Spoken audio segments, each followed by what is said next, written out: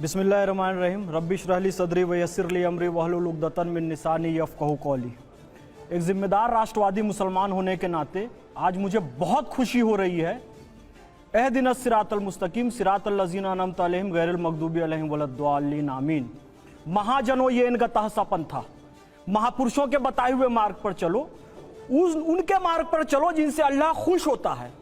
और आज मुझे बहुत खुशी है सुधांशु भैया, शुभ्रास्ता जी, कि आचार्य प्रमोद कृष्णन जी ने आज पहली बार मुसलमानों को सही गाइडलाइन दी और यूनिफॉर्म सिविल कोड का समर्थन किया। आप यहां पर आ जाइए, आप यहां पर आ जाइए, मैं स्वागत करता हूं आपका। रहमानी साहब को आधा कंफ्यूजन है, यानी कि 50% इधर आ चुके हैं, 1.5 को और लाना है। आ जाएंगे, ताली बजा दीजिए इनके लिए, इंशाअल्लाह आ जाएंगे। क्योंकि मुसलमानों को बहुत मिसगाइड किया गया है इस देश पर।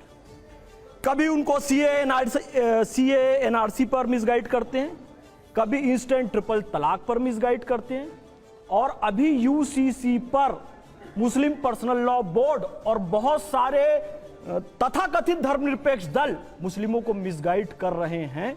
लेकिन खुशी है कि हम राष्ट्रवादी मुसलमानों की और हम सभी राष्ट्रवादियों की यह पहल रंग ला रही है कि आप सब हमारे साथ आ रहे हैं।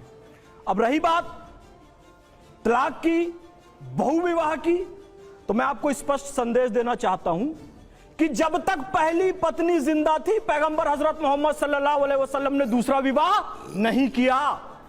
और जितने विवाह किए उसमें से एक को भी तलाक नहीं दिया। जितने विवाह किए किसी विधवा से किए, किसी जरूरतमंद स्त्री से किए, उसको सहारा देने के लिए किए, अय्याशी करने के लिए नहीं किए। तो इस्लाम को सही कंटेक्स्ट में समझिए, मैं ये कहना चाहता हूं। दूसरी बात, यदि हम एक देश में रहते हैं जहां पर शरीयत नहीं है, please listen to me carefully sir, Bharat शरीयत वाला देश नहीं है। भारत भारतीय संविधान वाला देश है।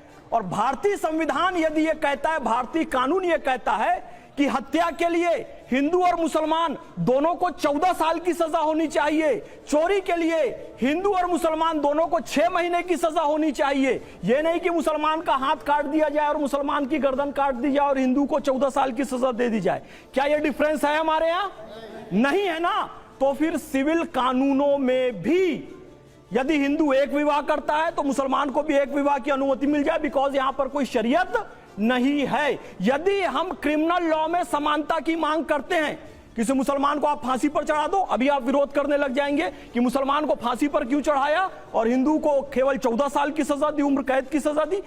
लेकिन जब यहां पर डिफरेंस होता है, जब यहां पर अंतर होता है, तो आप उसकी खुशियां मनाते हैं, जी हमें पॉलीगैमी का अधिकार दो, हमें बहुविवाह का अधिकार दो। तो ये दो नाव की सवारी नहीं चलेगी।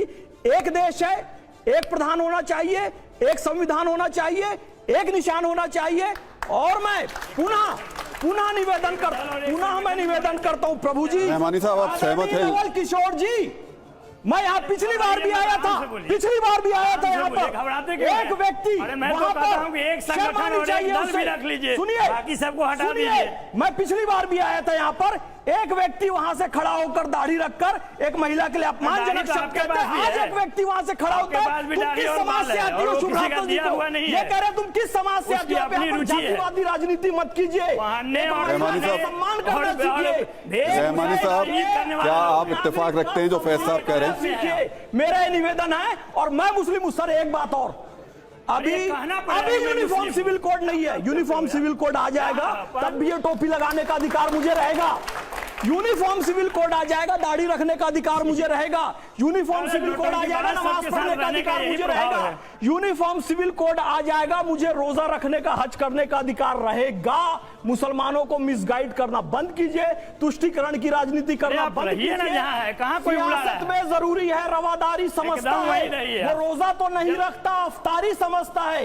एक बार अफ्तार पार्टी में टोपी लगाकर आइए, 5 साल मुसलमान को टोपी पहनाइए, ये हरकत करना बंद कीजिए। बहुत अच्छा किया, बहुत अच्छा किया।